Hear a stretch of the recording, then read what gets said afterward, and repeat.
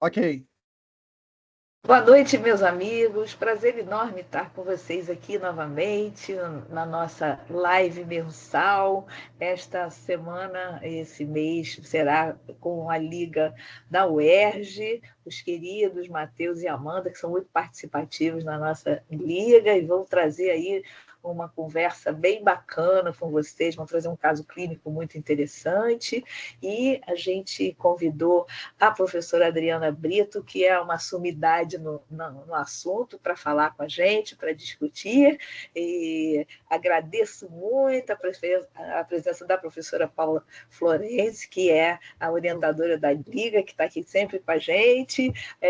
Muito obrigada, Márcia Fernanda. Doutora Márcia é a diretora lá da Soperj e veio aqui nos prestigiar, então, muito obrigada. Fico muito feliz.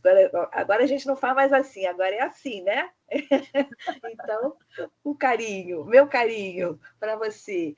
E então, nós vamos seguir aquele padrão que a gente sempre faz, os alunos apresentam um trabalho, vocês vão ver que eles estão trazendo um caso clínico muito interessante, uma discussão muito rica sobre o diagnóstico, e eu só digo que fico muito orgulhosa de vocês, sabe? E a gente fica muito feliz quando vê assim o aluno fazendo coisas bonitas, né? E assim, só alegria mesmo. E depois, então, eu vou passar para o Matheus e para a Amanda, que eles vão apresentar em 15 a 20 minutos o caso clínico e discutir com a gente sobre isso. Depois eu vou passar para a professora Paula, para ela fazer os comentários, e vou passar para a professora Adriana para falar com a gente, e aí ela vai fazer assim uma meio roda de conversa, né, Adriana, sobre o tema, que eu acho que é o que vai enriquecer ainda mais essa nossa discussão, e falar que a professora Adriana é neurologista infantil, professora de pediatria da Universidade Federal Fluminense, onde eu me formei também, viu? Eu fui de lá, fiz residência lá, membros dos departamentos científicos de neurologia e de espiritualidade do grupo de trabalho de segurança e prevenção da violência da Sociedade de Pediatria do Rio de Janeiro, da SOPERJ. Além disso, ela é diretora de publicação da SOPERJ, membro do DC de Prevenção e Enfrentamento das Causas Externas na Infância e Adolescência, e do GT de Saúde Mental da Sociedade Brasileira de Pediatria. Ela em breve vai estar lançando aí o livro, junto com outros colegas da área de saúde mental, né? E que gostaria que você falasse do seu livro também depois, para todo mundo ir lá prestigiar, tá bom? Então, muito obrigada aqui pelo aceite do convite, obrigada a todos, e eu vou passar agora a palavra para os nossos alunos, para o Matheus e para a Amanda, para apresentar o caso clínico, ok? Palavra de Oi, você. oi, gente, boa noite. Vou compartilhar a tela aqui. Vocês só confirmem se estão vendo direitinho. Ai, meu Deus, eu que não tô vendo. Calma. A gente testou, deu tudo certo. Vai dar certo, vai dar Vai dar certo. certo. Calma. A Pronto. energia tá boa, é o que vale, né? Agora mesmo, a Adriana falou para mim assim: olha, você botou um fundo azul, azul é a cor do autismo, olha só. As coisas estão As acontecendo, coisas né? vão acontecendo, isso aí. Tá Vai dando lá, para ver Adriana. direitinho? Tudo Sim, certo. assim. Então, eu vou começar, vou me apresentar. Eu sou Amanda, sou estudante de medicina da UERJ, estou no 5º ano da faculdade e a gente veio discutir um pouquinho sobre o transtorno do espectro do autismo. A gente vai trazer uma discussão, assim, não vamos nos aprofundar muito, mas tudo veio, assim, num gatilho na minha vivência do internato, né, e do Matheus também, da gente vendo muitos casos de TEA sendo diagnosticados ou já em andamento e em tratamento. E aí esse caso em especial que a gente traz hoje é um caso que eu vi na clínica da família e que eu achei muito interessante, acho que valeu trazer aqui para discussão. Então, vou começar lendo. Aqui são os tópicos que a gente vai falar, né? Vou começar pelo caso, falar de sinais de alertas, da triagem E aí, depois daí, o Matheus entra falando do diagnóstico, intervenção precoce, o tratamento medicamentoso e os desafios que a gente tem nessa temática. Então, vamos para o caso. A primeira consulta desse paciente foi em outubro de 2023. É um paciente pré-escolar de 4 anos e 6 meses, não verbal, acompanhado da mãe. Mãe relata que desde a creche percebe que o filho era diferente dos demais. Preferia brincar sozinho. Demorou para emitir sons, não forma palavras, andou com 2 anos. Sempre prefere atividades repetitivas, costumando empilhar cubos e enfileirar brinquedos desde cedo. Apresenta história familiar de primo paterno com autismo. Estuda na creche com auxílio de mediadora e não costuma interagir com outras crianças, por vezes sendo agressivo. Mãe acredita que a agressividade tenha aumentado com o tempo. Nessa consulta, quando realiza um MChat, ele tem falha em 16 respostas e já tinha apresentado um laudo externo de TEA nível 2. Atualmente faz uso de risperidona, gotas 2 vezes ao dia e não tem acompanhamento regular por um especialista nem por nenhum médico. A real era essa. Ele estava sem acompanhamento, ele tinha esse laudo, mas não manteve um acompanhamento médico. E aí a consulta dele de fevereiro de 2024, ele chega com 5 anos, acompanhado da mãe, e a mãe vem com um relato de piora da agitação, que o filho está com pouca vontade de comer. Refere o uso regular de risperidona, 1 mg por ml. Ele já está fazendo reabilitação no Oscar Clarke e toda terça-feira. Mãe encontra-se com aspecto cansado e refere que a família toda está sofrendo desde o diagnóstico do filho. Trazendo algumas coisas a mais aqui do caso, né? Esse paciente, ele tinha 3 irmãos, não, 2 irmãos, os 2 mais velhos, e os irmãos tinham sido consultados também pela equipe e estavam assim com quadros desde o diagnóstico, né, do mais novo, estavam apresentando ansiedade. A mãe vinha assim, muito cansada, com um relato de muito cansaço, e acabou que o cuidado dessa criança dessas crianças, né, ficou um pouco dividido, a mãe tendo que dar mais atenção para o mais novo e os outros 2 sendo cuidados assim pela tia, e enfim, pela demanda, né, que o filho mais novo estava trazendo. E aí, eu vou falar um pouquinho sobre a definição de TEA, né? E aí, ao longo da discussão, a gente vai trazendo coisas que existiam no caso, que faziam a gente lembrar do transtorno, né? Eu acho que assim, foi um caso que as coisas vieram muito claras. Eu não sei se foi a forma como foi escrito em prontuário, mas assim, a criança no consultório já demonstrava alguns sinais que já deixavam a gente alerta. Tá? Então, o TEA, hoje em dia a gente chama de transtorno do espectro do autismo. Ele é definido como um transtorno do neurodesenvolvimento, caracterizado por dificuldade de interação social, comunicação e comportamentos repetitivos e restritos. Não necessariamente a criança vai ter todas esse atraso, né, no desenvolvimento, mas é uma das causas de atraso no desenvolvimento da criança. Por isso que é tão importante, quando a gente vai fazer as consultas de puericultura, prestar atenção e realmente ficar acompanhando esse desenvolvimento de pertinho. E aí, o DSM-5 incluiu o transtorno de Asperger ou transtorno global do desenvolvimento, sem outra especificação, no diagnóstico do transtorno do espectro do autismo. Perdão, gente, aqui eu não corrigi. Em relação ao transtorno de Asperger, ficava meio largado, né? Ficava assim, transtorno de Asperger não está dentro do espectro. Então, a partir desse DSM-5, ele começou a fazer parte do transtorno do TEA. E aí, tá. Como a gente vai pensar que a criança pode ter TEA, né? Então, a gente tem alguns sinais de alertas que a gente já pode perceber desde muito pequenininho, né? Todo mundo acha que a gente só consegue diagnosticar TEA a partir de, sei lá, 2 anos.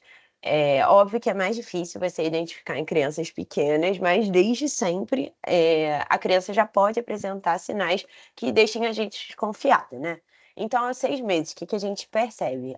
Poucas expressões faciais, não mantém contato ocular. Tem um relato de mães que falam que a criança, quando está amamentando, não olha para a mãe.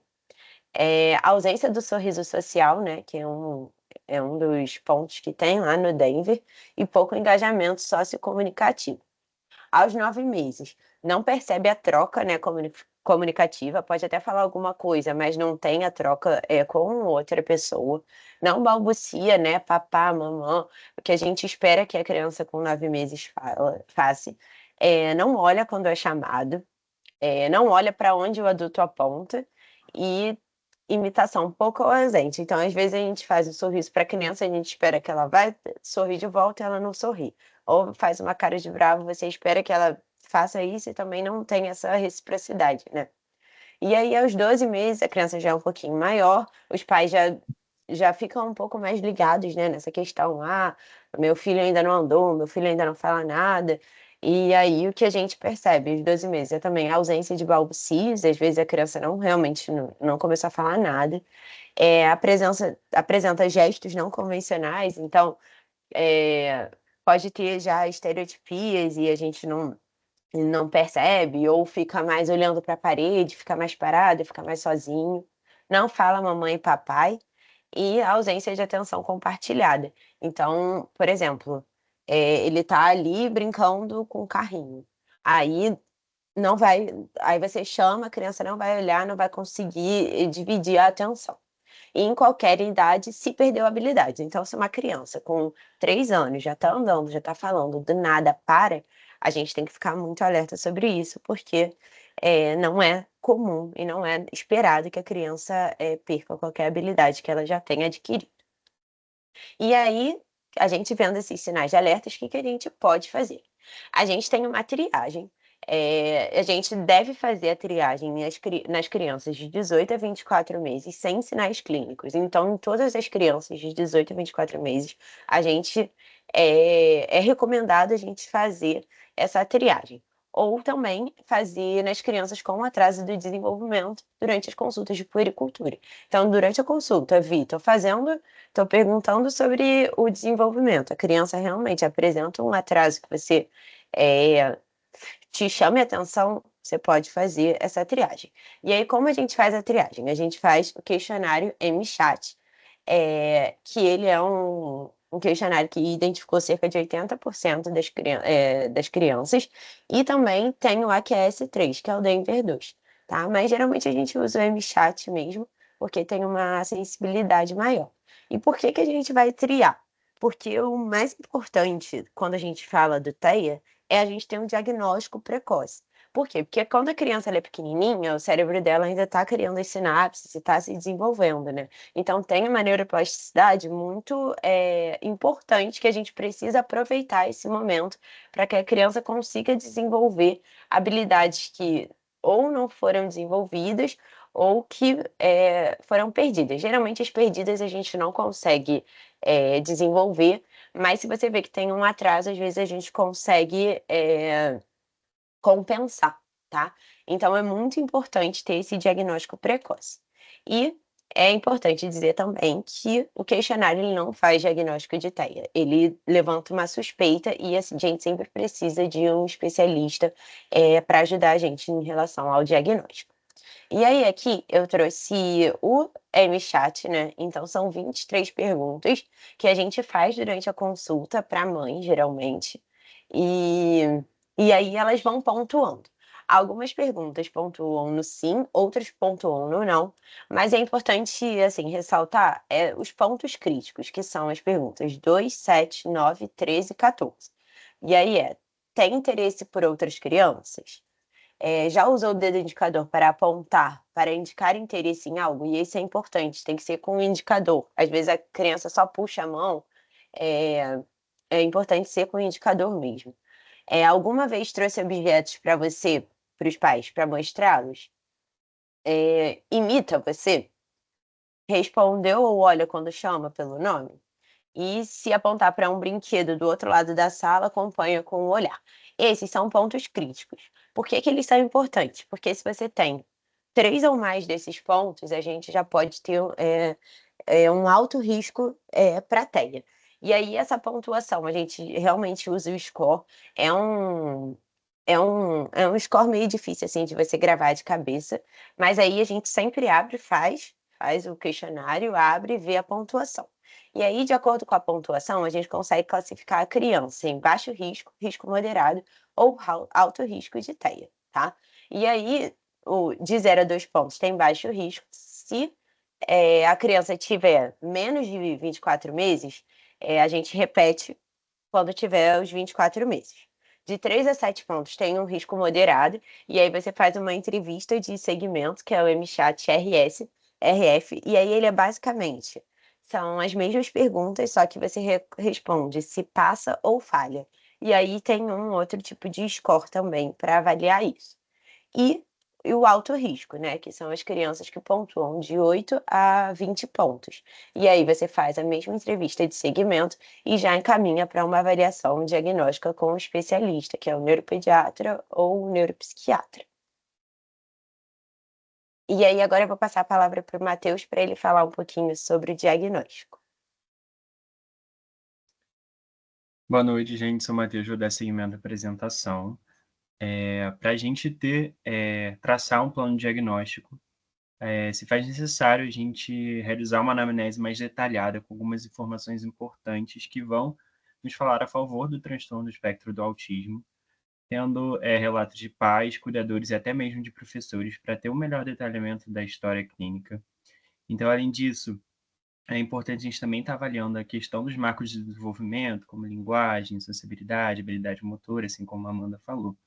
Então, é possível a gente identificar esses fatores de risco, como a idade dos pais, a gravidez espontânea ou induzida, se teve uso de medicamentos ou consumo de drogas, álcool ou tabagismo, a questão da história familiar positiva, que é o caso do nosso paciente, os dados do recém-nascido, a história alimentar também, para avaliar se existe uma seletividade alimentar importante, se a família notou a perda de habilidades ou alterações no comportamento, que é algo muito importante, algo dos pontos que a gente precisa mais prestar atenção quanto a isso, é o desaparecimento desses ganhos, né, que já foram realizados, comportamento repetitivo, o aparecimento de estereotipias, que eu vou explicar mais para frente, a questão de não compartilhar essas brincadeiras, não ter contato com crianças, esse baixo contato visual, sintomas como irritabilidade, e essas alterações neurosensoriais. E a questão do exame físico, né, além da avaliação da história clínica, é necessário prestar atenção tanto na consulta quanto em casa, pelos pais, a esse comportamento que vai nos dizer bastante sobre o nível também do autismo para a gente graduar.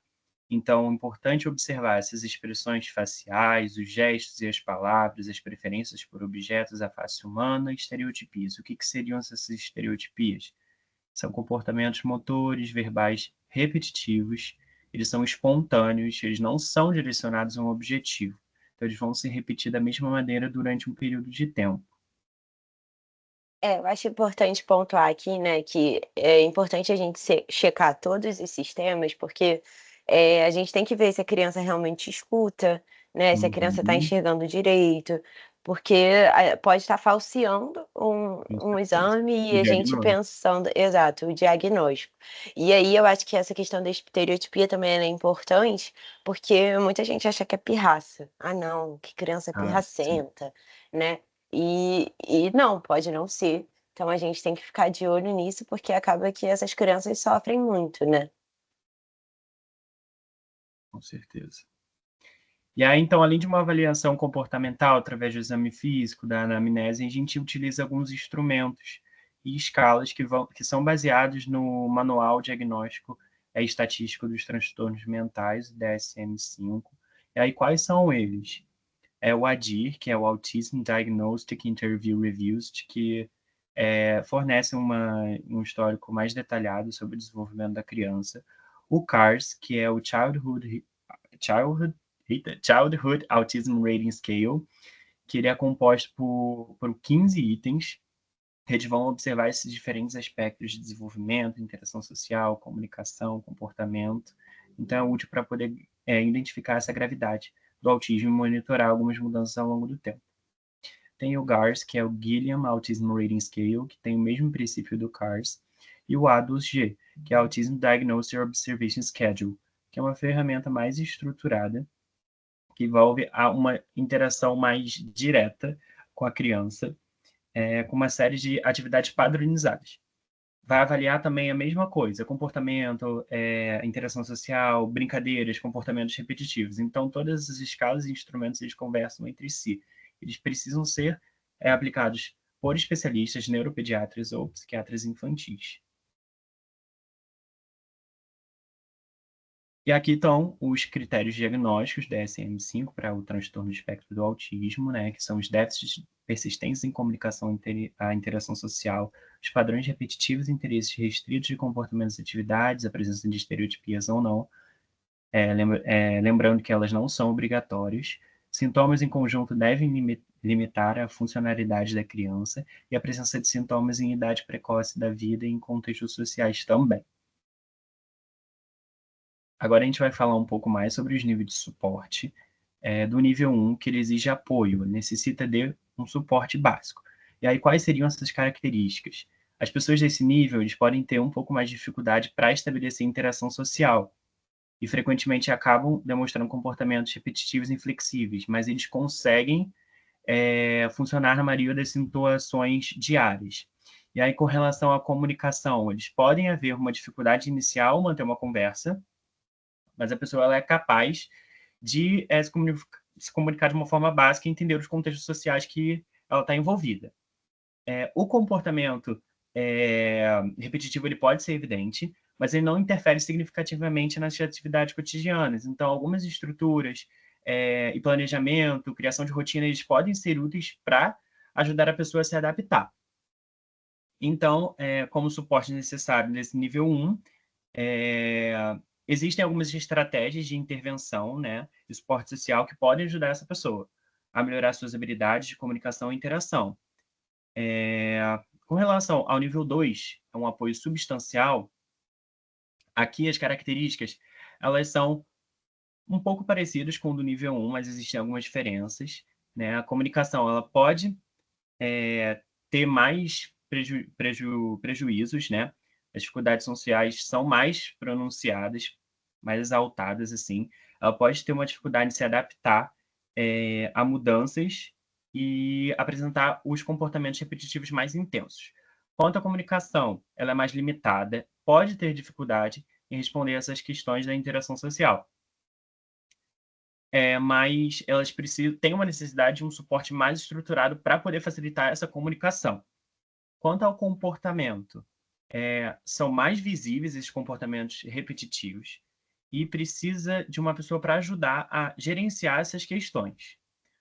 Falando mais do suporte, precisam de programas de intervenção um pouco mais intensivos, de maior intensidade, justamente em suportes em ambientes escolares e sociais, e a terapia precisa acabar sendo frequentemente associada, necessária para promover essas habilidades sociais e de comunicação.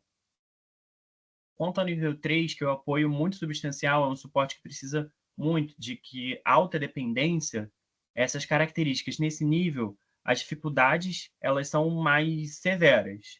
Então, a pessoa pode ter mais limitações em comunicação verbal e até mesmo não verbal, dificuldades extremas em interações sociais. Quanto à comunicação, ela é extremamente limitada ou até mesmo inexistente, e ela pode não conseguir usar a linguagem de forma funcional. E ela precisa de alguns métodos alternativos para poder se comunicar. E aí, quanto ao comportamento, é bem visível a questão dos comportamentos repetitivos, né? E resistências a mudanças são muito proeminentes, são muito difíceis de serem realizadas. Então, ele não consegue se encaixar em uma rotina. E aí pode resultar em desafios bem sérios durante o cotidiano. E aí, esse suporte, né, ele é completamente necessário, porque a intervenção ela precisa ser altamente estruturada e contínua. Isso pode incluir suporte intensivo em ambientes educacional e da vida, terapia ocupacional, abordagem de modificação de comportamento. Então, tudo isso tem que conduzir. E esses níveis de suporte, eles acabam nos ajudando a guiar intervenções e estratégias personalizadas, né? permitindo que cada criança com TEA receba um suporte adequado de acordo com as suas necessidades específicas, sendo necessária, então, uma intervenção precoce. Pode passar. Eu acho importante falar aqui também, né, que essas crianças geralmente elas estão sofrendo muito, estar no meio Uhum, social é é muito difícil para elas, né.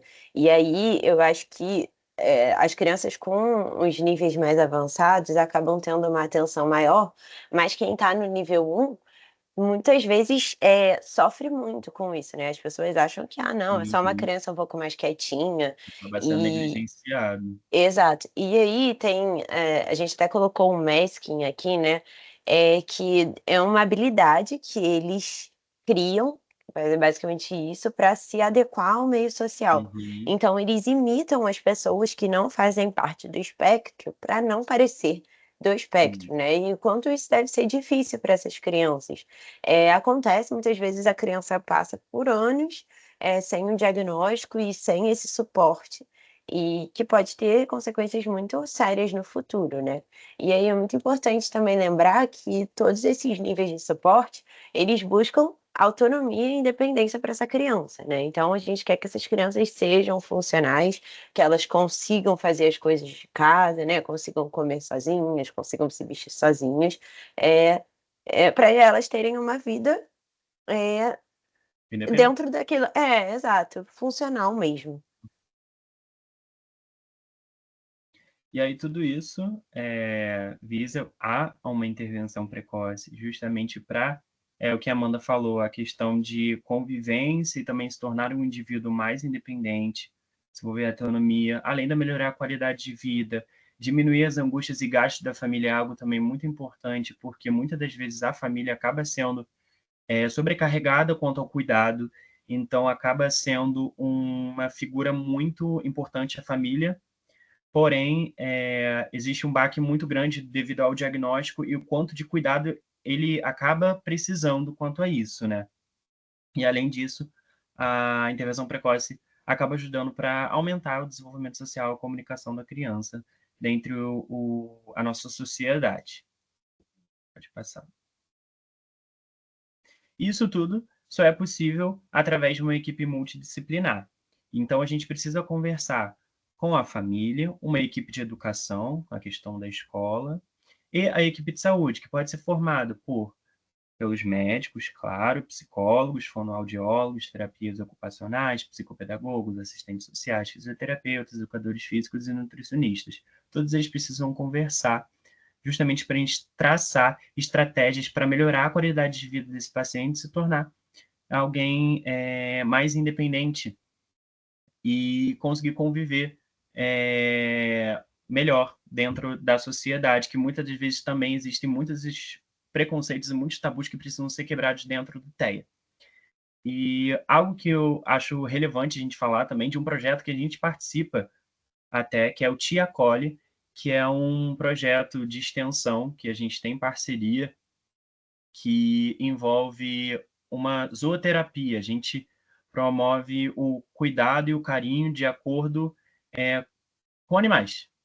Então a gente, acaba levando o amor dos animais, a questão, de ser algo diferente na vida, no tratamento, tanto em meio hospitalar quanto ambulatorialmente, e esse projeto de extensão visa bastante as crianças que estão dentro desse espectro, né, porque é um cuidado realmente multidisciplinar que precisa ser também introduzido de uma maneira diferente e que talvez elas tenham um carinho muito importante quanto a isso, que acabem abraçando, esse ato. Pode passar. E aí a questão do tratamento medicamentoso, que também ainda é uma dúvida muito grande que ainda existe, porque ele tem o objetivo o controle dos sintomas, que vão interferir nessa qualidade de vida. E aí quais são esses sintomas? A irritabilidade, a questão da agressividade, que existem muitos quadros, inclusive até de agressão dentro da família, destrutividade, impulsividade, e a gente não pode esquecer dessas comorbidades associadas ao TEA. E a questão dos medicamentos, dos fármacos mais utilizados é risperidona e aripiprazol. E em um estudo atual, diz que a melatonina acaba sendo um fármaco importante também para melhorar a qualidade de vida do paciente, né? Mas é importante dizer que nem todos os pacientes eles precisam ser submetidos ao tratamento medicamentoso, é aquilo que eu havia falado. Às vezes ele só precisa se submeter a um meio de equipe multidisciplinar, com acesso a todos os serviços, que ainda se encontra, é um desafio muito grande, e esse controle acaba sendo resolvido com todos esses serviços que eles estão à disposição, e o tratamento medicamentoso às vezes nem seria necessário, mas podem ser dois pilares que podem conversar juntos para poder melhorar a qualidade de vida do paciente com TEA.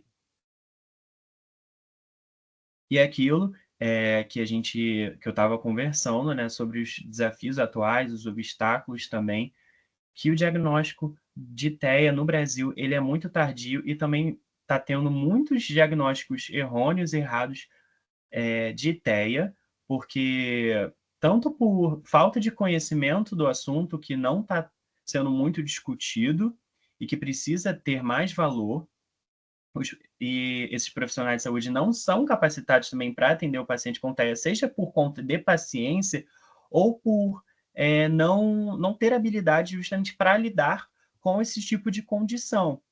A comunicação do diagnóstico também é algo que é uma trave que existe, um obstáculo importante, tanto porque a família muitas das vezes não aceita esse diagnóstico e não procura esses serviços que eu havia falado para melhorar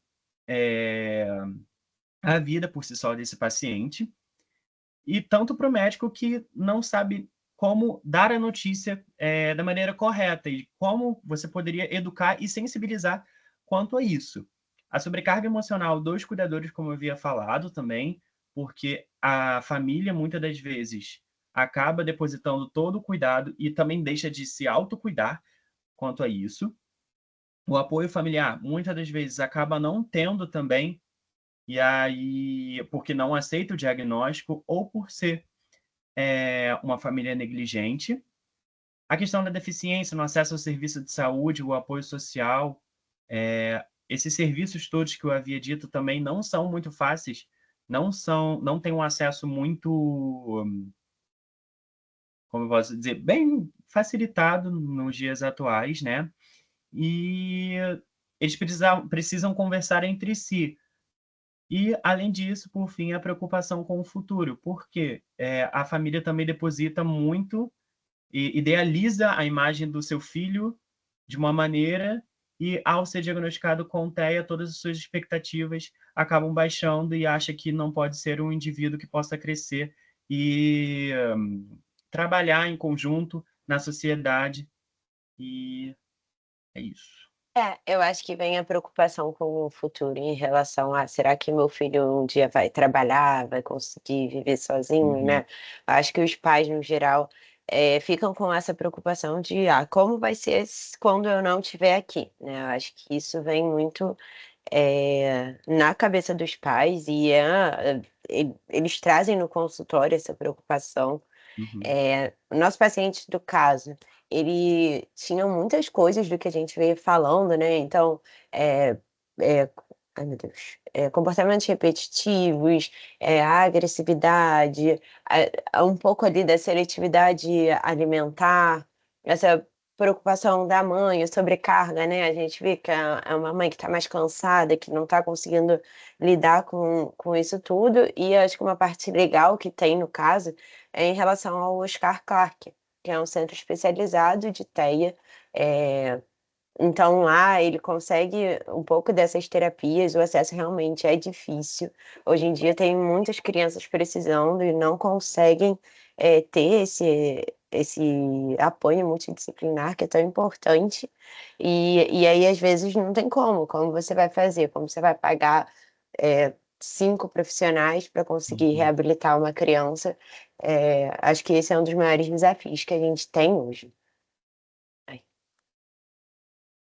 Aqui Peço são as perdão por referências, interromper. né, que a gente trouxe. Obrigado, gente, pela atenção.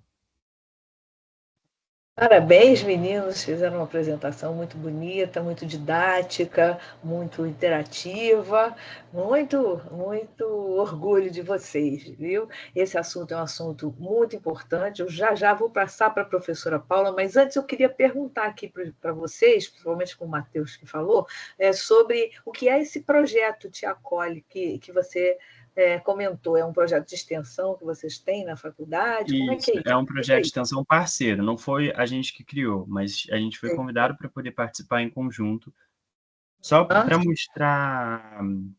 Existem vários animais também que acabam sendo trazidos para o ambiente hospitalar, né? Tanto cachorro, mas dependendo, eles conseguem ir para outros locais, então pode levar, ou até cobra, coruja, todos os animais. A Paula acho que conhece esse projeto, né? E é uma forma diferente de terapia, uma forma terapêutica para poder auxiliar tanto no tratamento, quanto mostrar a humanidade para esses pacientes que precisam de mais cuidado, com isso. Perfeito. Tá Eu bom, muito vou obrigada. mostrar o Instagram deles aqui. Isso, eu ia Eu passar tava, eu agora. tirei e parei de compartilhar por isso. Depois coloca no chat para as pessoas Uhum. virem. É legal. Ó, eles têm os animais terapêuticos, tá vendo? Tem vários cachorrinhos. Eles participam de muita coisa.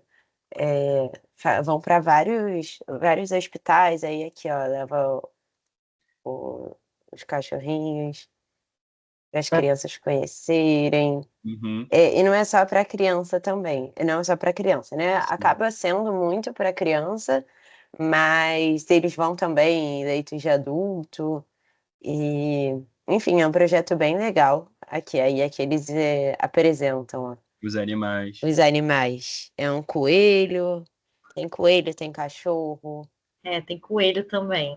tem furão, tem tudo.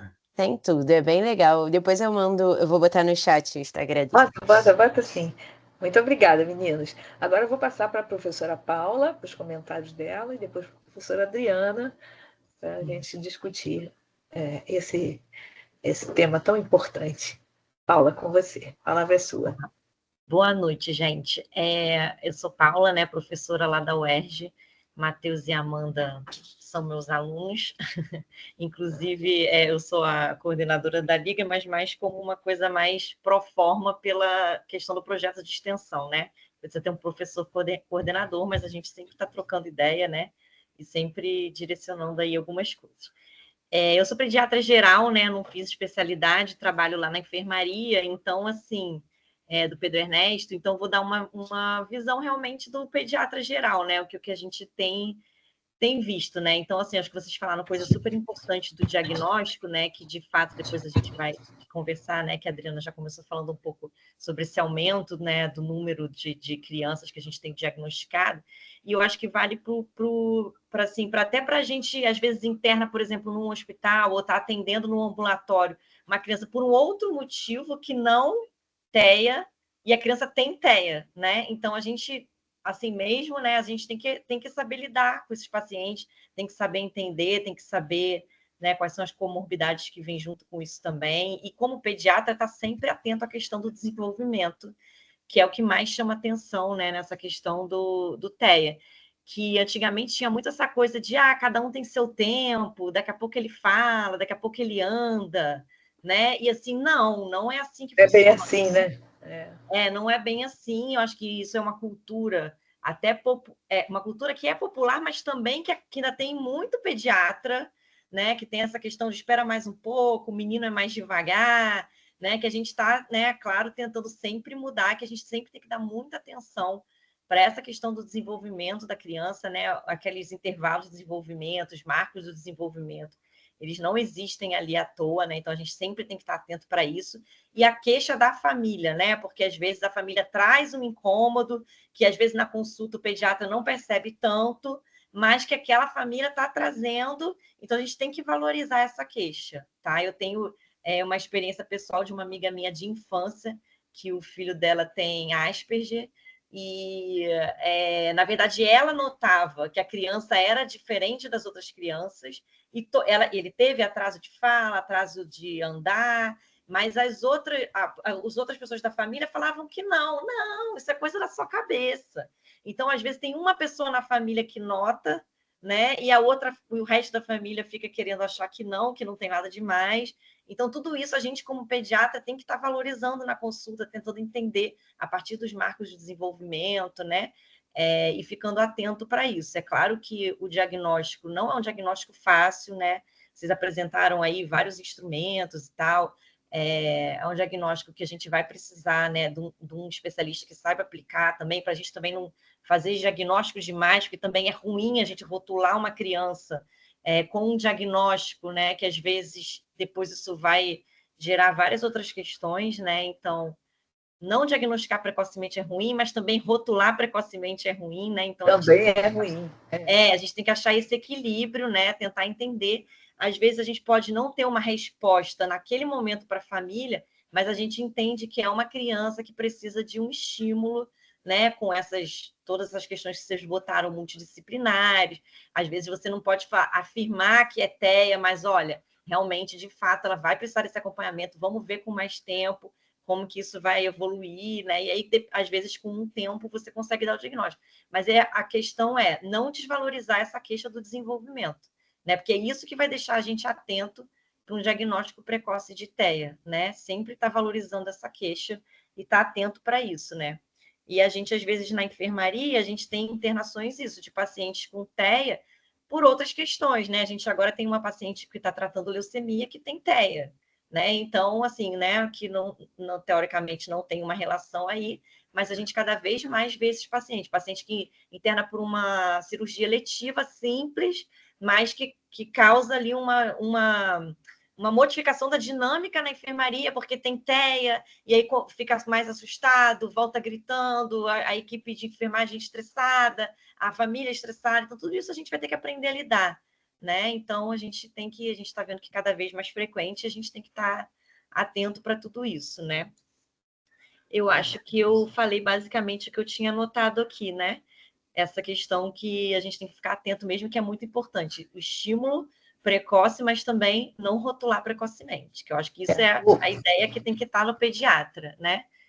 Perfeito, valorizar a Paulo. queixa e encaminhar realmente para um especialista que possa ajudar a gente nesse diagnóstico, né? Não desvalorizar. Maravilha, muito obrigada. A sua colocação foi sensacional. Acho que é isso. Eu também sou pediatra geral e eu acho que a gente tem que ter esse olhar, né? Um olhar atento, né? Eu vou até fazer mais perguntas sobre isso depois aí para a Adriana. Mas muito obrigada pela sua participação. E agora eu vou passar para a professora Adriana para os comentários dela e o que ela quiser trazer para a gente, porque ela é uma especialista no tema e com certeza vamos aprender bastante hoje. Com você, minha querida. Beth, em primeiro lugar eu quero agradecer o convite, porque assim, para mim é uma honra estar aqui. É uma honra mesmo. A honra é nossa. É um tema que eu adoro. Eu acho que essas famílias me ensinaram tantas coisas, sabe? Esses pais generosos me ensinaram tantas coisas, o que é o amor incondicional, me ensinaram, assim, coisas tão importantes na vida. Mas eu quero primeiro dizer que eu estou aqui também representando o Cláudio, né, enquanto presidente da SOPERJ, estou representando a diretoria. Mas e quero agradecer muito a Amanda e Matheus, a apresentação foi brilhante. Eu só posso dizer o seguinte, eu não tenho o que falar, porque já falaram tudo.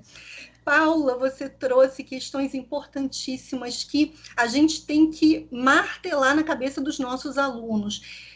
Olha só, gente, escutem os pais.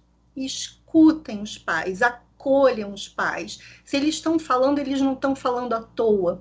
Como é triste chegar uma família e eu fazer um diagnóstico lá com 8, 9 anos, em que a mãe já disse para vários pediatras, meu filho não está falando ainda. Ah, não, meu filho não está bem. Meu filho não está bem, né? Filho não está bem. Gente, como pode uma coisa dessa? Gente, vamos escutar essas mães, escutar as famílias, ouvir, avaliar, né, do ponto de vista médico, e como também é uma notícia tão difícil de se dar, né? Porque vocês trouxeram essa questão de um luto, é feito um luto nesse processo, a perda daquele filho esperado, do jeito que estava sendo esperado, então também acolher isso, cuidar da família, eu entendo que é função do pediatra, é nossa função também, né? Então vamos lá. Eu acho que eu não tenho muito a acrescentar, mas eu vou destacar alguns pontos, alguns que vocês já mencionaram, mas eu vou reforçar, talvez ampliar um pouquinho a visão. E vamos lá, eu vou compartilhar minha tela aqui rapidamente, e fiquei com inveja de vocês, eu também trouxe um caso rápido que eu atendi, que quem vai dar o diagnóstico não sou eu, são vocês. Eu vou apresentar no final e vocês vão me dizer o que essa criança tem, se ela é autista ou não. Então vamos lá, tá compartilhando a tela? Tá sim. Tá? Ótimo. Tá sim, doutora. Perfeito. Então, como é que a gente vai fazer esse diagnóstico? Que é isso que a gente quer saber, né, corretamente. Em primeiro lugar, dizer que o autismo é um enigma. A primeira descrição clínica veio pelas mãos de Leo Kanner, um psiquiatra austríaco, em 1943. E até hoje existem muitas perguntas sem resposta. Qual é a causa? A gente ainda não sabe. Qual o melhor tratamento? A gente ainda não sabe. Não existe nenhum medicamento que trate e cure as características nucleares do transtorno, que a gente já vai falar em seguida. A gente tem tratamento para as comorbidades, para aquilo que vem junto, né? Para outras situações que venham junto. Então, só para deixar bem claro, o autismo, desde dezembro de 2012, ele é considerado uma deficiência para todos os aspectos legais. Então, foi instituída a Política Nacional de Proteção aos Direitos da Pessoa com TEA. Então, ele é considerado deficiência. E é um grande problema de saúde pública no mundo inteiro. A última publicação do CDC, que foi publicado em 2023, está aqui, ó. Ele estudou crianças escolares de 8 anos e detectou uma prevalência de 1 em cada 36 crianças escolares de 8 anos de idade. Então, essa pesquisa, ela é uma pesquisa contínua, ela já vem sendo feita há muitos anos e ela continua, e o que a gente tem visto ao longo do tempo é um aumento gritante da prevalência do transtorno do espectro do autismo. Como vocês já falaram, lá no DSM-4, no Manual Diagnóstico e Estatístico de Transtornos Mentais, o autismo ele era dividido em 5 categorias. E aí, o que acontece no DSM-5, que foi publicado em 2013? Ele reúne todos aqueles subtipos numa única nomenclatura, que é o transtorno do espectro autista. Ele retira a síndrome de Rett, que tem causa genética já detectada. Então, por que isso? Porque a gente sabe que tem crianças numa ponta muito pouco comprometidas, com características muito sutis, e crianças muito comprometidas do outro lado. E no meio, uma variedade muito grande de manifestações e na intensidade dessas manifestações clínicas.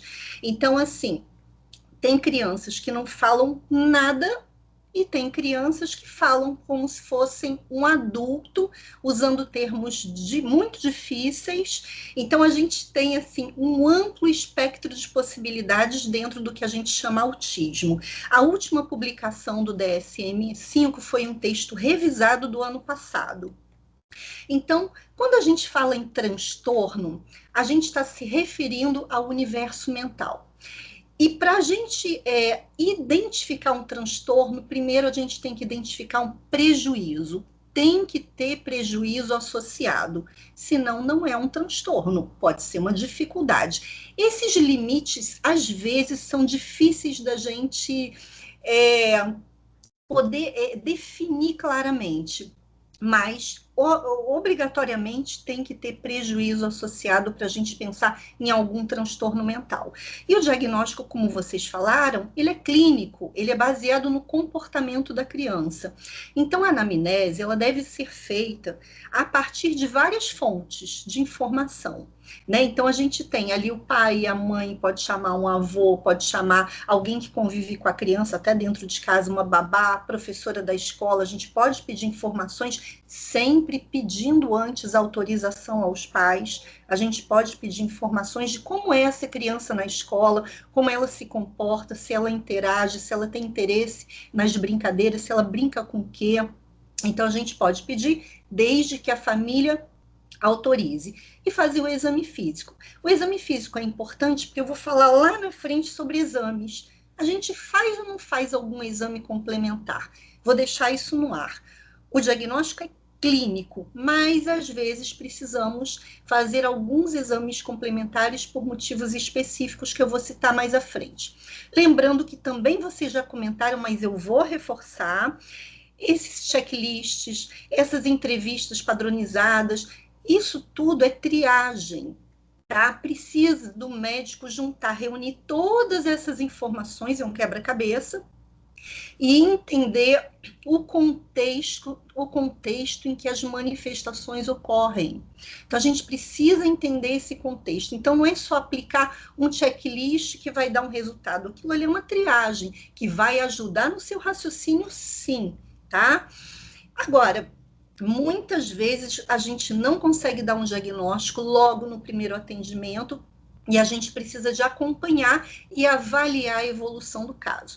Outras vezes o paciente atravessa a porta, a gente nem precisa fazer pergunta nenhuma, a gente já está vendo que tem todas as características do espectro. Então é muito variável, né? Então, se a gente não puder fazer o diagnóstico naquele primeiro momento, é muito importante dizer à família se a gente estiver suspeitando da suspeita e da necessidade do acompanhamento regular para ir avaliando ao longo do tempo. Então, lembrando que o que é o espectro do autismo? São dificuldades persistentes no campo da comunicação social, associado a um repertório restrito e repetitivo de comportamentos e interesses, com prejuízo das atividades lúdicas e imaginativas. E isto, obrigatoriamente, tem que surgir no momento precoce do desenvolvimento. É obrigatório que isso surja logo no início do desenvolvimento. Bom, os especificadores de gravidade vocês já mencionaram, mas a gente precisa só chamar atenção aqui que esse nível de gravidade ele pode variar ao longo do tempo, e ele pode variar de acordo com o contexto. Se eu estiver avaliando uma criança no meu consultório, que a criança não conhece o ambiente, ou se eu estiver avaliando essa criança na casa dela, em ambiente conhecido para ela, pode dar um resultado diferente, tá? Então, é lógico que as manifestações, elas vão variar de acordo com o contexto específico. E elas podem, e a gente vê muitas crianças que vão melhorando e diminuindo a intensidade das manifestações ao longo do tempo. Agora, a maior parte das crianças já demonstram alteração desde o início, no campo do desenvolvimento, mas 1/3 delas não. 1/3 delas parece que está se desenvolvendo adequadamente, vai ganhando os marcos do desenvolvimento. De repente, a mãe fala assim: e meu filho já fazia mamá, papá, parou de falar de repente. Já olhava nos olhos, parou de olhar. Não mostra mais o que quer, não aponta. Mas quando eu chamo pelo nome, não me olha. Então, 1/3 das crianças tem o que a gente chama de autismo regressivo. E, em geral, essa regressão ocorre entre 18 e 24 meses, após um período que aparentemente estava tudo correndo bem, tudo correndo normal. Então, a gente precisa chamar atenção para esse dado também. Então, o que a gente espera? Como eu falei, é um amplo espectro. Então, eu posso ter uma criança isolada no canto dela, Eu posso ter uma criança que não aceita nenhum toque, não aceita que a gente chegue perto, mas eu posso ter uma criança que sim, que está aqui no meio da gente, que senta no colo, que toca na gente, mas não tem interesse de se comunicar. E posso ter crianças que tenham um comportamento social impróprio. Então, isso tudo faz parte do espectro. O fato é que há dificuldades ou incapacidade de desenvolver laços afetivos, relações com crianças de mesma idade, ou seja, com seus pares, né? Muitas crianças não gostam do contato físico, e eu vou falar um pouquinho dessa parte sensorial logo agora, né, na sequência, porque esses interesses sensoriais atípicos são muito frequentes, não estão presentes em todas as crianças, mas são muito frequentes. Então, o que é isso? Algumas crianças escutam um determinado som que para a gente é normal, às vezes a gente nem está percebendo, e para elas é insuportável, elas cobrem os ouvidos, tapam os ouvidos para determinados sons. Algumas crianças gostam de cheirar objetos que não são objetos que a gente cheire. Não é uma comida, não é um perfume, ou cheirar pessoas, ou cheirar superfícies, também é comum. O toque, né? Gostam do contato com determinadas superfícies. Algumas não gostam de determinados tecidos, mas gostam de outros. Não aceitam calçar determinados sapatos, não aceitam usar determinadas roupas. Então, isso está dentro dos interesses sensoriais atípicos. Muito comum é o olhar.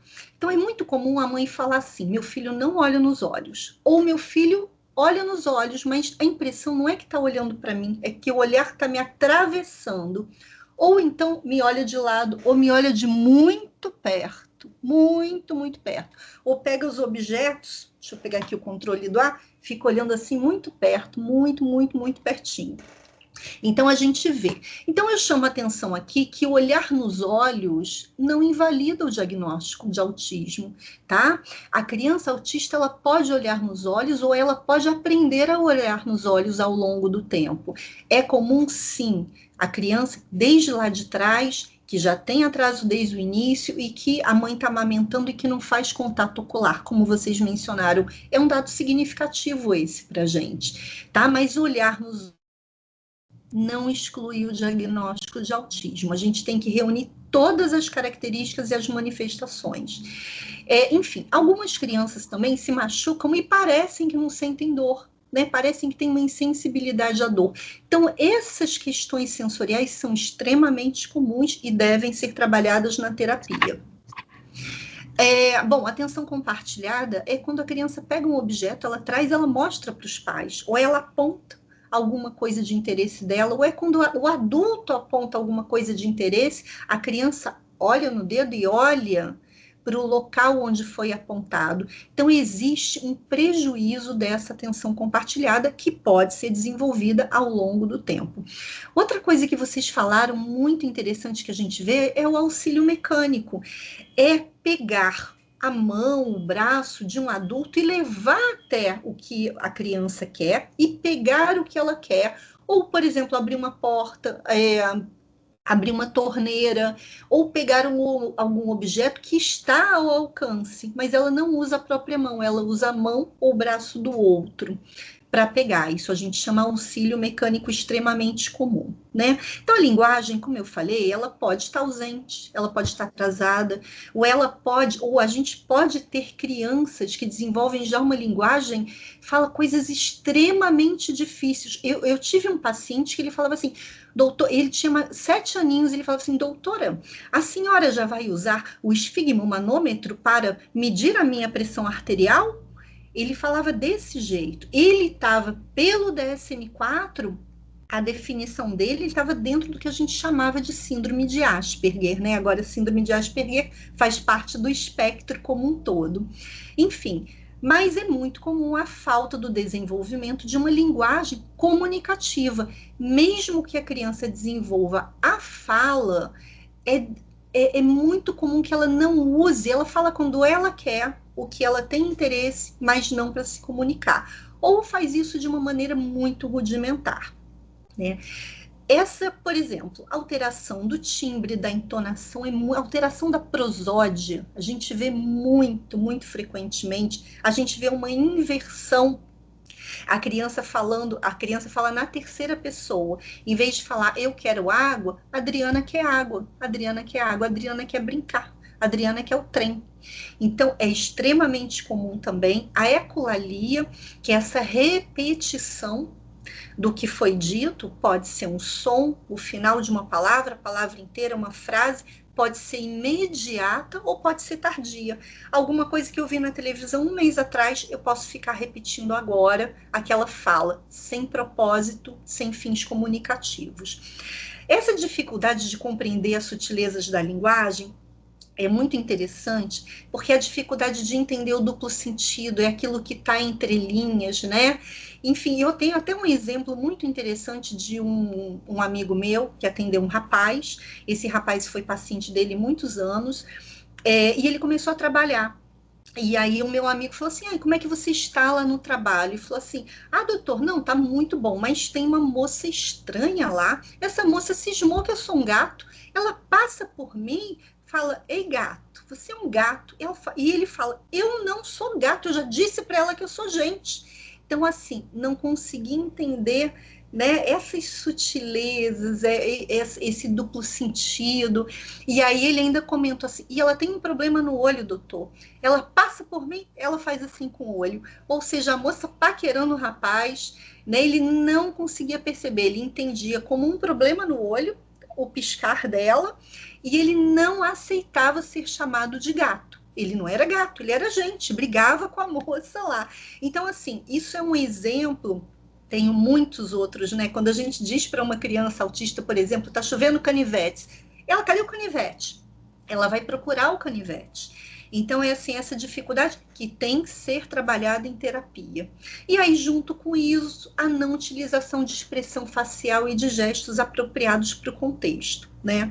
Essa anarquia é muito interessante. Eu tenho um paciente que a mãe falou assim, nunca ouvi a voz do meu filho. Nunca, nunca, nunca, nunca.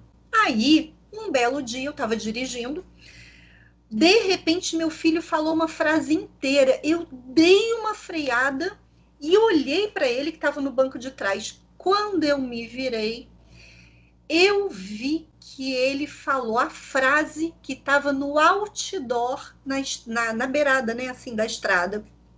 Ela ficou assustadíssima. Um menino com 2 anos estava reconhecendo, estava lendo sozinho, reconhecendo, sem ser ensinado, e falou a frase inteira que estava no outdoor. Isso é uma anarquia. Por quê? O desenvolvimento tem que ocorrer numa ordem, numa sequência. Vocalizar, balbuciar, falar as primeiras palavrinhas, combinar 2 palavras. Enfim, ele tem que seguir uma ordem, né? Então, isso a gente vê, né?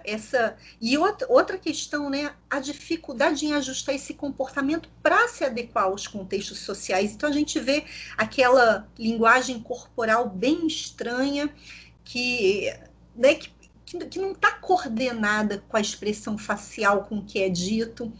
Aqui, em relação a interesses, eu quero mostrar essa fotografia. Vocês estão me escutando direitinho? Sim, muito bem.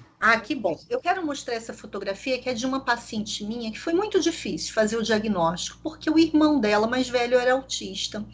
E eu fiquei por um bom tempo achando que essa menina, eu vi essa menina na barriga, eu fiz o diagnóstico do irmão, e eu fiquei achando por um bom tempo que ela estava imitando o irmão, porque ela ficava dentro de casa o tempo inteiro e era com quem ela convivia. Então foi muito difícil, até que a gente fez o diagnóstico. Ela também tem autismo, ela está dentro do espectro, e aqui a mãe fotografou e me mandou. Ela fazia isso continuamente, de ficar enfileirando os bonequinhos. E tinha outro detalhe, a mãe tinha muito vidro de esmalte, e ela ficava arrumando os vidros um do lado do outro por cor. Então, a mãe falou que ela ficava um tempão com aquilo, não podia tirar da ordem. Então, foi bastante difícil, mas a gente fechou aí o diagnóstico. Então, para vocês verem o que é uma fileira, né? Você ficar o dia inteiro enfileirando objetos. Aqui ela ainda enfileirou brinquedos. É muito comum enfileirar objetos que nem são brinquedos. Utensílios domésticos, outras coisas que nem brinquedos são. Então, existe uma dificuldade em utilizar simbolicamente os brinquedos. Então, quando eu falo assim, o pediatra tem que brincar. Ele tem que brincar, ele tem que sentar no chão, ele tem que brincar com o paciente, ele tem que ver como que o paciente brinca, avaliar esse universo lúdico das crianças. Então, quando a gente fala que a criança pega o carrinho, e ela só fica girando as rodinhas do carrinho, pega uma caixa de papelão e fica entrando e saindo da caixa de papelão, e assim, não tem interesse por brinquedos, ou pega uma cordinha e fica chacoalhando a cordinha, né? Como o Matheus bem explicou, uma estereotipia. Então você fica chacoalhando esses movimentos você fica chacoalhando esses objetos de forma repetitiva, você se preocupa com apenas partes de objetos, você não pega o carrinho e bota o carrinho para andar, bum, bum, bum, bum, bum, bum. Você não faz isso. Isso é um sinal de alerta importantíssimo para a gente pensar no espectro do autismo. E juntando, né, outras estereotipias, então, crianças que chacoalham os bracinhos, que ficam balanceando o corpo para frente e para trás, girando em torno de si, isso chama muito atenção. E isso, em geral, aparece quando a criança está assim, excitada, quando ela está vendo alguma coisa rodar, por exemplo, um ventilador de teto. É muito frequente. Se liga o ventilador de teto, a criança já começa a ficar pulando e se chacoalhando e olhando o objeto de interesse dela, o movimento de interesse. Bem, vamos em frente. Estereotipias motoras. Algo que, assim, muito importante é a resistência à mudança. É uma tendência à mesmice, a um script que a criança já conhece. Então, ela quer manter, ela vai para um determinado local pelo mesmo caminho, ela não quer trocar de calçada. Muitas vezes, se tiver uma obra no meio do caminho, ela se joga no chão, ela tem uma crise de fúria, ela se morde, porque ela está habituada a passar por aquele caminho, aquela calçada especificamente. Se mudar coisas dentro de casa, isso pode gerar um estresse grande em algumas crianças, né? Assim como presença de rituais. E aqui eu não coloquei, mas a gente tem que sempre lembrar da seletividade alimentar, que vocês também tocaram nesse ponto, que é muito comum e gera um problema alimentar importantíssimo. Tem crianças que só comem arroz, só comem banana e comem uma penca de banana e não aceitam outros alimentos. Então, por isso que ter uma nutricionista é tão importante junto da equipe. Aí aqui está o meu caso clínico, que eu quero que vocês digam o que tem esse paciente. Foi um paciente meu que chegou para atendimento com 4 anos e meio. A mãe chegou sozinha, aos prantos, numa angústia, num sofrimento. Ela não conseguia nem falar. Foi assim, a gente precisou de um tempo para ela respirar e conseguir se acalmar e conseguir falar. E a primeira frase que ela falou, meu filho é autista. Ele fica o dia todo enfileirando carrinhos. E aí foi, mas cadê esse mocinho? Eu preciso conhecer seu filho. Não, eu vim antes. Doutora, eu não quero que meu filho me veja assim, eu precisava conversar, eu sabia que eu ia chorar muito, daqui a pouquinho ele vai chegar com a avó, mas eu vim primeiro. E aí vamos à sequência. E aí a gente começa a fazer a anamnese bonito, falou as primeiras palavras com ano, aos 4 já falava tudo de forma entendível por qualquer estranho. Sorriso social aos 3 meses, olhava a mãe nos olhos quando mamava no peito. Na festa de 1 aninho, bateu palminha na hora do parabéns, deu tchau para todos os coleguinhas que foram convidados. E aí a gente segue na sequência. Claro que a história é muito maior do que essa, né? Eu peguei os pontos principais. Pais se separaram há cerca de 1 ano e meio. Os pais eram amigos, foi uma separação amigável, tudo muito bem, se davam muito bem, o pai sempre ia ver o menino. E aí, o que a mãe me conta? Doutora, ele tem fascinação pela escola, ele adora a escola, ele se arruma muito antes do tempo, muito antes do tempo. E aí, a criança chega para o atendimento com a avó. Que tal a gente propor uma brincadeira? Aí a mãe falou que ele enfileira carrinho, né? Tem um monte de carrinho, então vamos brincar de carrinho. Tô sabendo que você gosta muito de carrinho e eu tenho uma coleção. Vamos brincar? Vai arrumando aí, enquanto eu conheço aqui a sua avó, que eu converso mais um pouquinho com a mãe. E aí ele começa a enfileirar os carrinhos todos. Ele não fez isso por tamanho, ele não fez isso por cor, que em geral é muito frequente no espectro do autismo, mas enfileirou, fez várias fileiras, um do lado do outro, comprido as fileiras, e a mãe só assim, olha, tá vendo? Olha! Aí eu virei, falei assim, vem cá, o que aconteceu aí? Acabou a gasolina? Esses carros não vão andar, não? Sinal tá fechado? O que houve? Ele falou assim comigo, está engarrafado. Gente, fala aí, Amanda e Matheus, essa criança tem autismo? Não. Está engarrafado. Gente, Eu esperava outra coisa. a mãe estava desesperada há dias. E o pediatra falou, não, vai lá no neuro mesmo, vai lá ver o que é isso. Ficar enfileirando o carrinho assim, tanto que ela procurou o neuro, né? E aí, olha a sequência, os pais separaram, ele tinha loucura pelo pai, também pela mãe, o pai levava ele para a escola. O pai levava ele para a escola, mas olha que curioso. Levava e buscava. E adivinha o que tinha? Na ida para a escola ou na volta da escola? Engarrafamento. Gente, ele amava o engarrafamento porque ele ficava mais tempo com o pai. Olha que incrível isso, que incrível essa história. Foi assim, nossa, uma história muito linda. Aí que a gente vê que era super lúdico, que a fileira era muito, muito mais do que uma fileira apenas, né? Ninguém perguntou nada, né? Ainda falei assim, vem cá, acabou a gasolina? Sinal fechado? O que houve? Ele assim, tá engarrafado. Ele deu sentido, ele deu sentido. E aí você conversando, você vai vendo, ele adora o pai, o horário que ele tá com o pai. Aí falei, não, agora olha só, o pai agora vai levar ele para outros lugares, a mãe vai levar ele para a escola, vocês vão fazer aí uma mudança no dia a dia dele pra gente expor ele a outras possibilidades, né? Mas eu gosto de contar essa história porque é uma história muito interessante. Eu não vou falar sobre reconhecimento precoce, porque vocês já falaram. A Academia Americana de Pediatria, SBP, orienta que toda criança seja triada entre 18 e 24 meses para TEA, mesmo que não tenha sinais clínicos claros. Por quê? Porque a alteração nos domínios da comunicação social, da linguagem e a presença de comportamentos repetitivos, ali a partir de um ano, têm sido propostos como marcadores de identificação precoce. MChat, vocês já falaram também, já apresentaram os sinais de alerta, você vê que é tão importante que vocês colocaram e eu tornei a botar como é importante esses sinais de alerta. Mas eu gostei muito do que Paula falou. Por quê? A gente precisa reforçar isso. Isso é função do pediatra, é missão do pediatra, mas a gente precisa reforçar. A avaliação do desenvolvimento é parte integrante e indispensável da consulta pediátrica.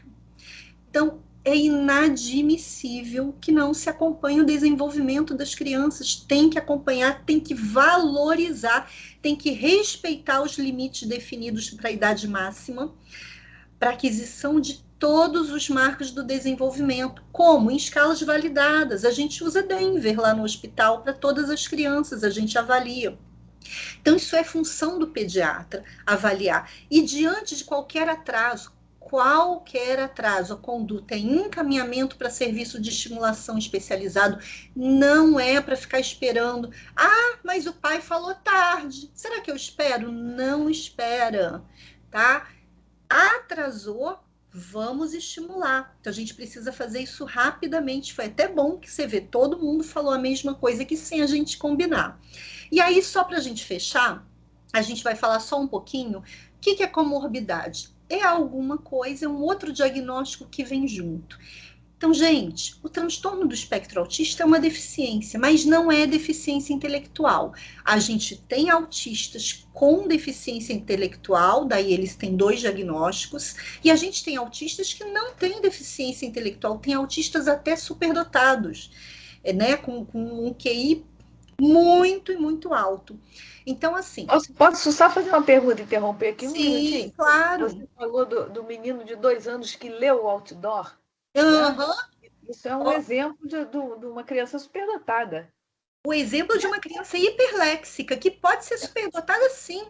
Uhum. Isso é a famosa hiperlexia que está aqui, em habilidade especial. Sim, e em geral é. Em geral são crianças que têm o... Em geral é, né? Sim. Uhum. Mas a hiperlexia, ela não é patognomônica de autismo, isso é importante a gente falar, mas é muito comum, tá? Sim, então, sim.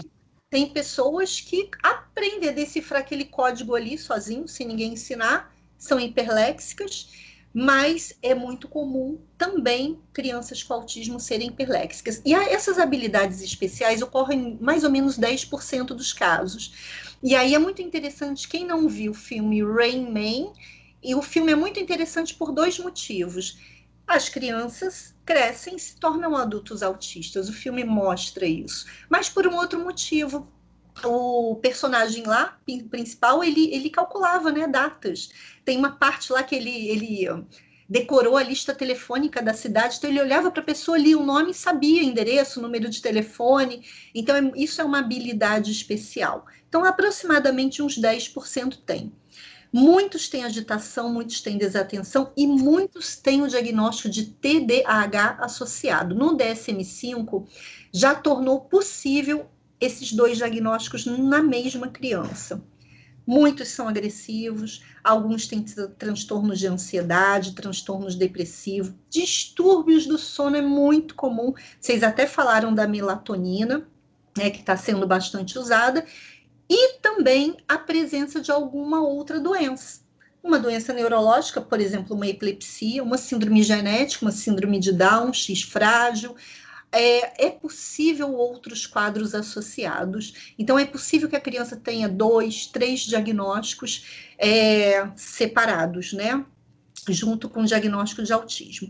E aí que entram os exames complementares. Então, vamos lá. Não tem exame para diagnóstico do espectro do autismo. O diagnóstico é clínico e comportamental. Mas toda criança com atraso da linguagem deve fazer uma avaliação auditiva. Eu tenho pacientes que têm autismo e que têm surdez também. Então, toda criança com atraso da linguagem é igual à avaliação auditiva.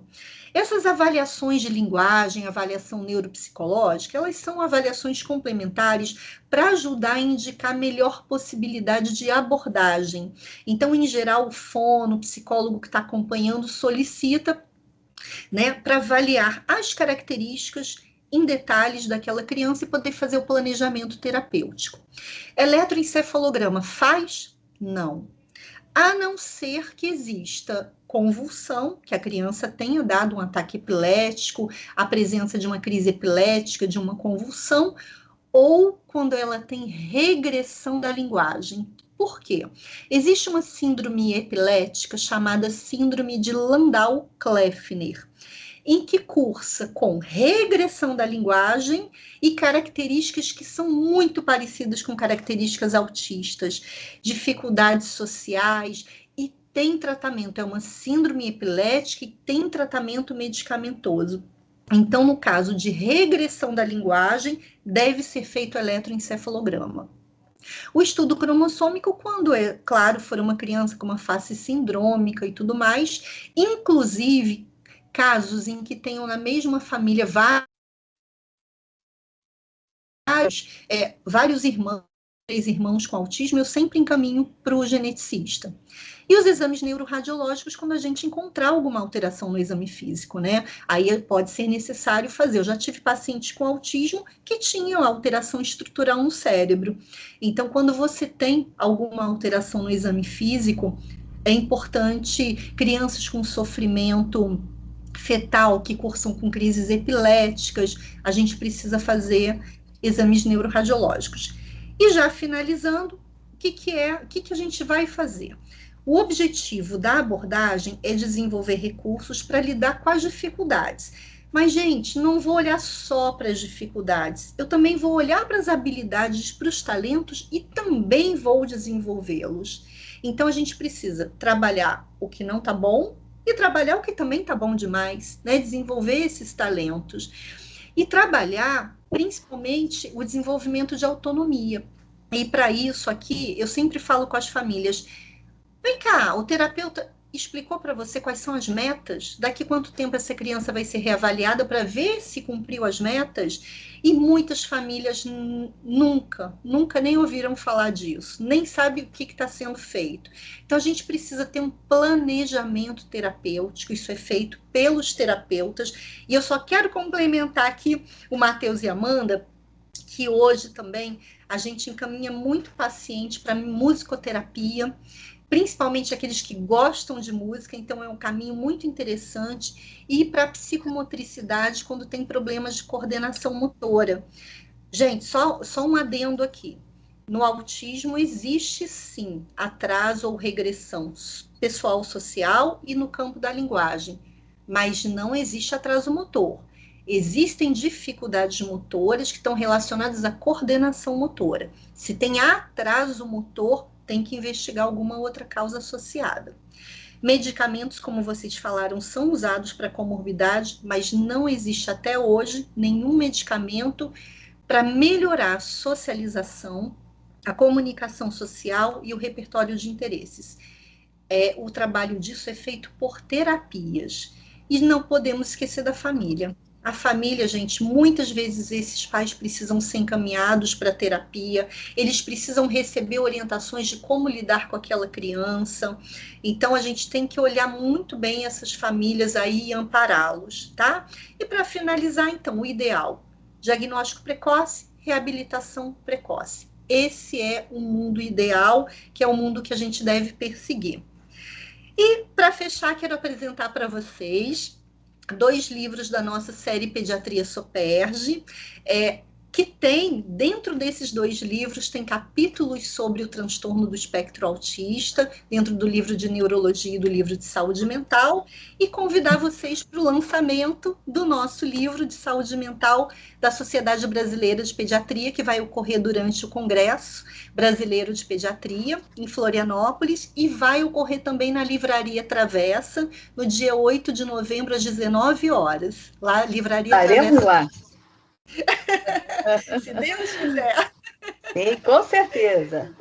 Vou agora parar de compartilhar aqui.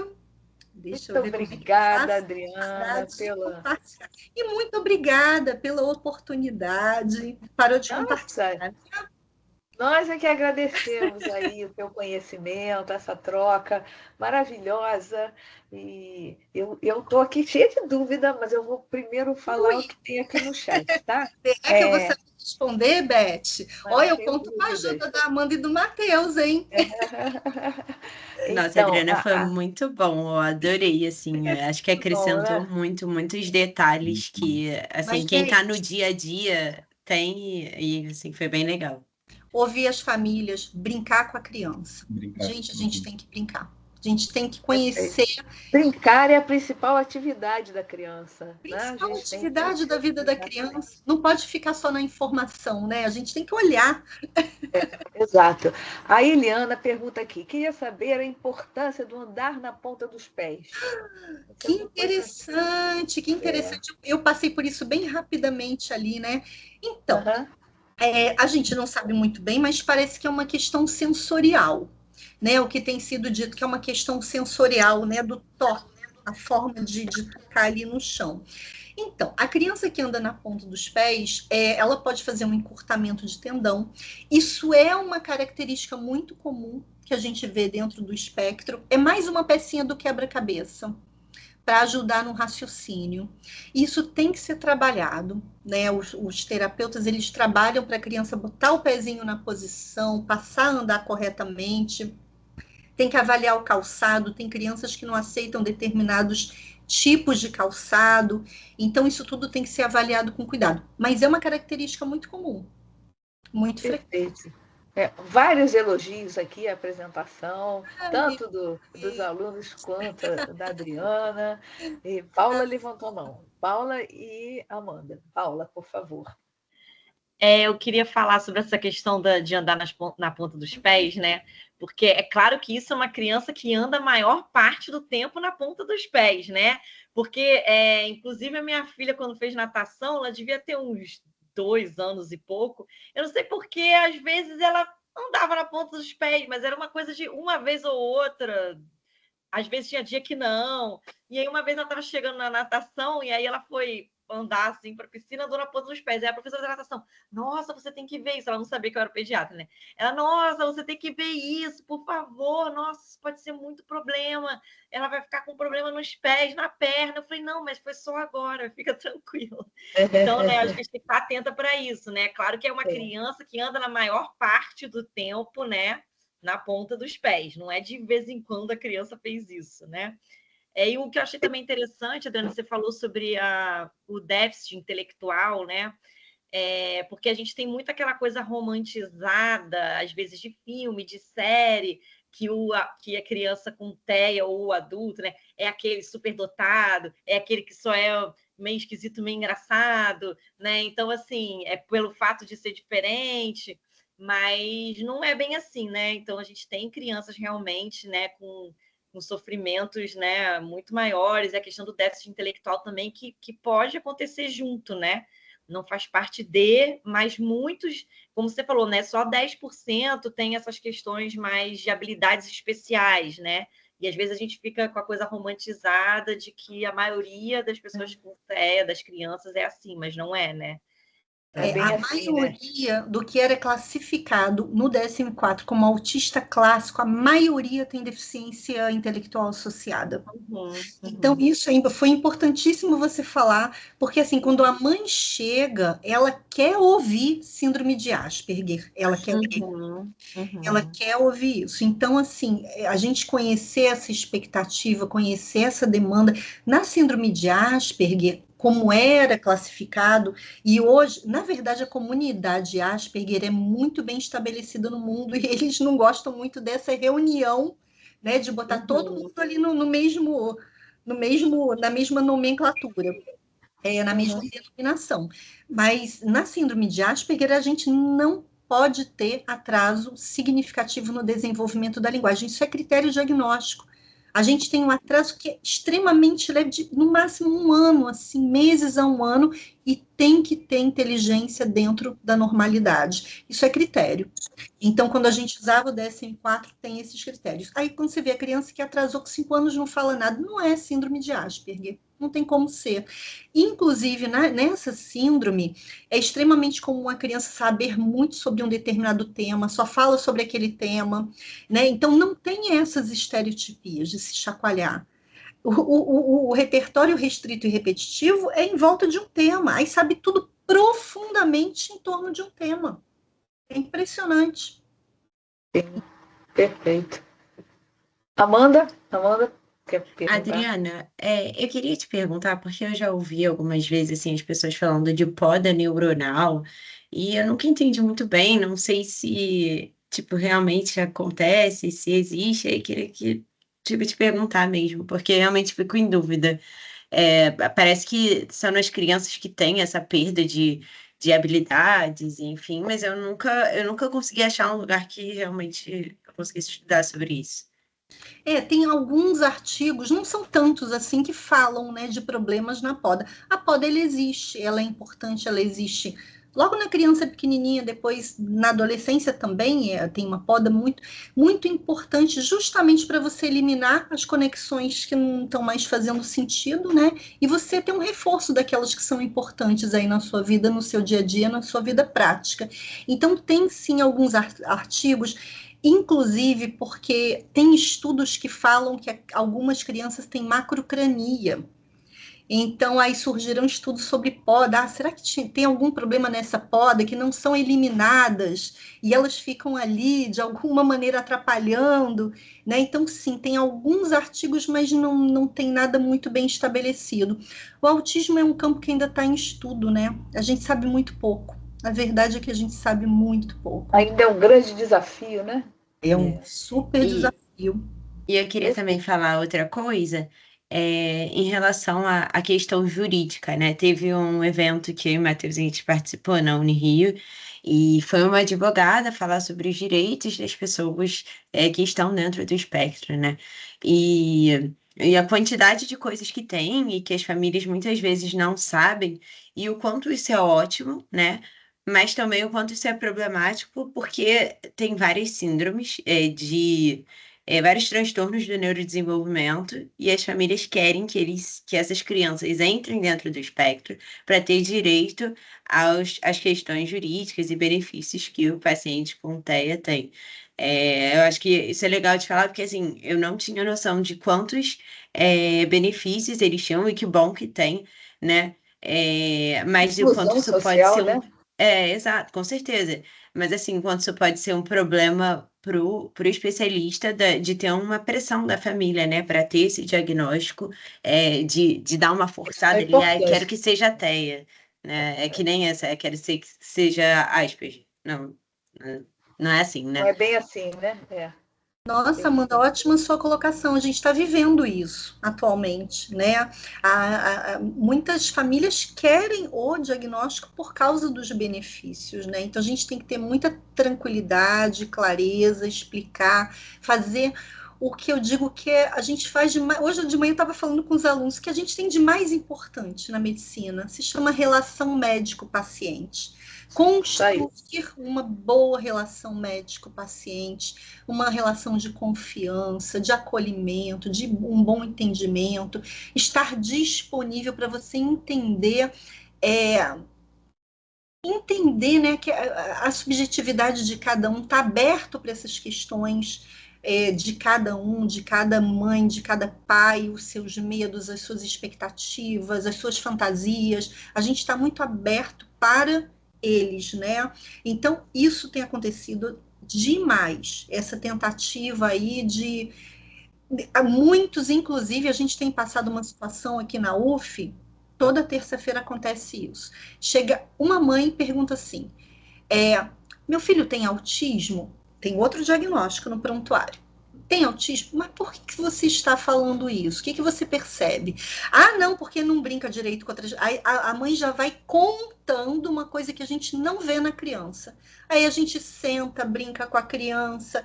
Então a gente tem que tomar muito cuidado com a informação, né? E tentar não só levar em conta a informação importante, tem que ouvir, tem que dar valor, mas a gente tem que olhar para a criança, avaliar a criança, conversar com ela. Perfeito, fundamental, essencial isso, né? Relação médico-paciente. A Laura, que é minha aluna lá no Vista Carioca, na Estácio Vista Carioca, ela diz assim, boa noite, parabéns a todos pela apresentação, foi excelente aprender mais. Já ouvi em outras discussões sobre as diferenças entre o diagnóstico em meninas e em meninos. Existe mesmo essa diferença? Existe algo que justifique? Não, né? Não, a gente vê, assim, que eu diria da minha vida prática, né, já atendendo autismo há muitos anos, não, tem sim alguns estudos aí que tentam explicar, né, características, tipo, meninas poderiam ser ter manifestações mais intensas, mas a gente vê pacientes de todos os tipos. Eu não consigo fazer essa distinção, não. Mas a gente tem alguns estudos, sim, que estudam apenas meninos ou apenas meninas. O que a gente sabe é o seguinte, né? É muito mais comum nos meninos que nas meninas. Muito mais. 3 a 4 meninos para cada menina. Tem alguma especulação do porquê disso? Não, né? Não. Isso tudo ainda está para ser esclarecido, né? Perfeito. Então, vou fazer minhas perguntinhas aqui, tá? Posso? Agora, a Laura está escrevendo. Enquanto a Laura escreve, eu vou falar aqui. Eu queria saber isso. O transtorno realmente está aumentando ou se faz mais diagnóstico? O que você fala sobre isso? Difícil. Eu sei. Estamos vendo mais com certeza, tá? Ao longo do tempo a gente vem fazendo mais diagnósticos, ambulatórios estão lotados e tudo mais. mais. Agora, é uma tentativa de entender, né? O CDC identifica esse aumento de prevalência. Agora, o que aconteceu? Os critérios diagnósticos mudaram ao longo do tempo.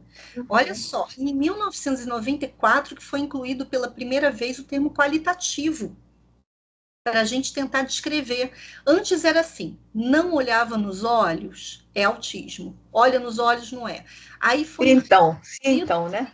O problema não é tem ou não tem, é a qualidade daquilo, é a qualidade do olhar, né? Então, introduziram o termo qualitativo. E esses critérios vêm mudando ao longo do tempo. Então, isso pode estar contribuindo também.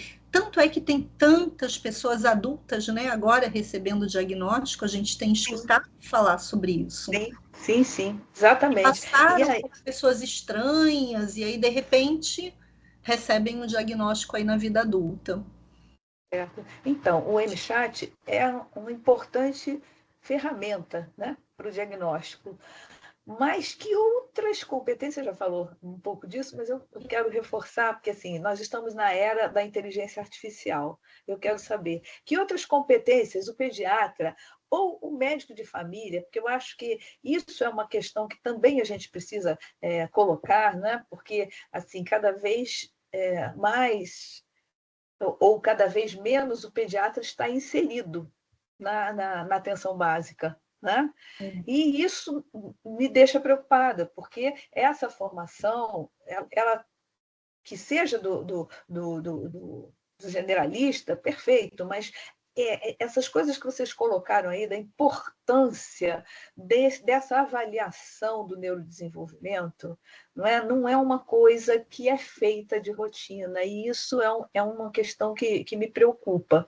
Então, assim, o que o pediatra e o médico de família precisam para fazer melhor esse diagnóstico, né? Além dessa competência, porque me lembro do professor Emerson Merri, que falava das tecnologias duras, leves e leve-duras, né? E que ele dizia que as duras são a tomografia, né? a ressonância, o raio-x, enfim. A tecnologia leve e a tecnologia relacional, a tecnologia dessa relação médico-paciente, né? que é uma tecnologia que precisa ser bem desenvolvida. E a leve e dura, que são os protocolos, né? Que fazem diferença.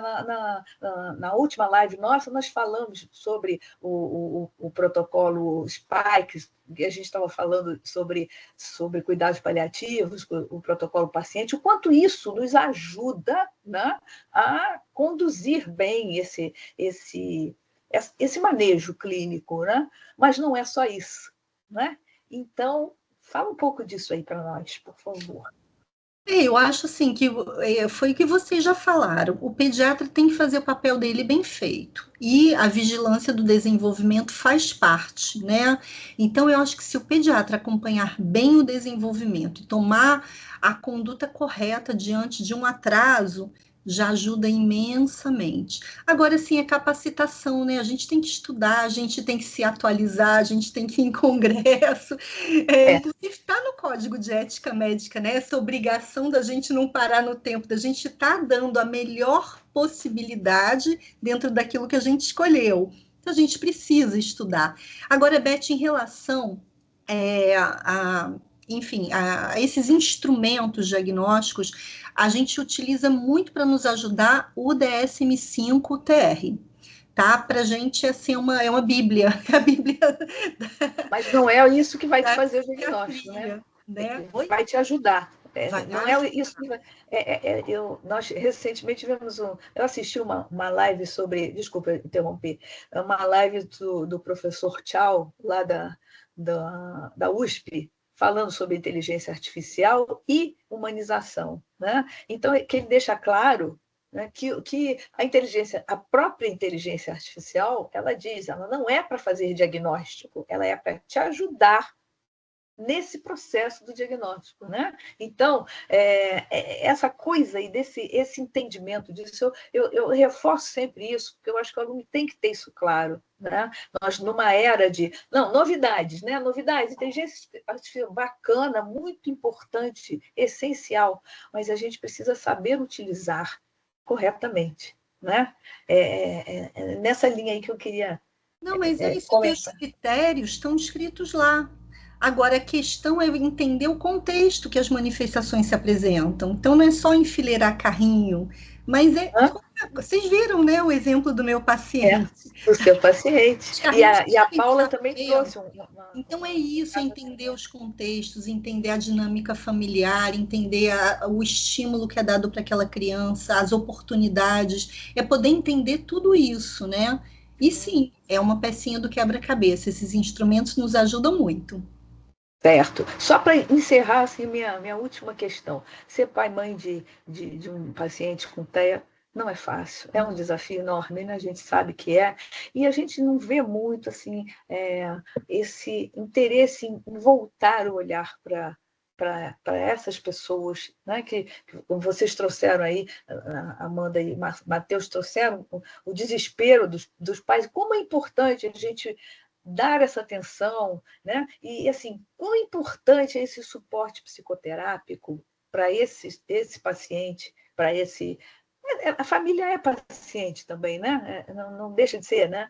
E assim, como é que está isso a nível de SUS? Eles falaram do IOC, o IOC, eu sempre tive, eu fui da CAP 22 durante muito tempo, né, na secretaria, e eu vi assim, um trabalho muito intenso do Instituto Oscar Clarke, né, nessa questão da reabilitação, não se falava tanto ainda, né, na questão da TEA, mas, enfim, como é que está isso assim, em termos de serviço público? A gente consegue esse suporte ou não? Como é que é isso hoje? Assim, a tua impressão disso? Está perguntando para mim? Sim, Ah, para você. então, a gente não tem esse suporte nem para as crianças no nosso hospital. Então, isso tudo é feito via unidade básica. A gente faz todos os encaminhamentos, vai para a unidade básica e de lá é reencaminhado. Então, algumas pessoas conseguem mais rapidamente, outras não. Então, não é fácil. Não é fácil. A gente tem muitas famílias que nem a Ainda tem criança muito que consegue. caminhar, né? Tem muito que caminhar, né? Mas Fala, a É, gente tem visto a criação de grupos de apoio, sabe, para esses pais cada vez mais. Isso tem ajudado muito. As mães estão exaustas, estão cansadas, a gente tem visto direto. Elas param a vida delas, param o trabalho, param tudo. Então, é um o, sofrimento grande, sim. o Agora, por outro que. lado, sabe o que eu escuto? Que eu acho que é uma coisa legal de se falar? Muitas famílias, muitas, me falam assim. Doutora, se eu voltasse no tempo e pudesse escolher, eu queria que esse filho viesse, porque mudou a nossa vida. Mudou, a gente não sabia o que que era uma qualidade de vida, o que que era o amor, o que que era, como que mudou as relações em casa, relações mais harmônicas, o que que essa criança nos ensinou.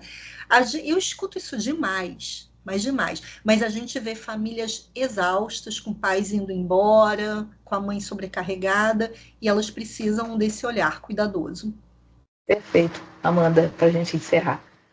O que eu vejo assim, eu fiquei na clínica da família 3 meses, e aí eu vi muitos pacientes com diagnóstico de TEA, e aí, assim, nas unidades básicas, às vezes tem alguns grupos, é, lá na clínica da família que eu estava era por psicóloga, era uma psicóloga, mas na UERJ tem um projeto que se chama Reabilitar.